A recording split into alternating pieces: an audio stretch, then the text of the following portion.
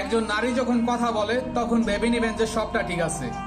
একটা নারী যখন ঝগড়া করে তখনও ভাববেন সব ঠিক আছে।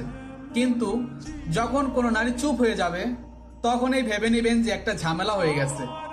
কারণ নারীদের চুপ হয়েটা হচ্ছে লাস্ট একটা স্টেপ। একটা নারী ব্যাখ্যা করে, কথা বলে, কনভিন্স করে, ফাইট করে, কার্গো করে, আবার কান্নাও করে। কিন্তু যখন তার কাছে মনে হবে যে সবকিছুই মিথ্যা, জাস্ট ওয়েস্ট, সে একেবারে চুপ হয়ে গেছে। একটা নারী বাহির থেকে কখন শান্ত হয়ে যায় জানেন? যখন সে ভিতর থেকে একদম ভেঙে চুরে তছনছ হয়ে যায়, একদম শেষ হয়ে যায়।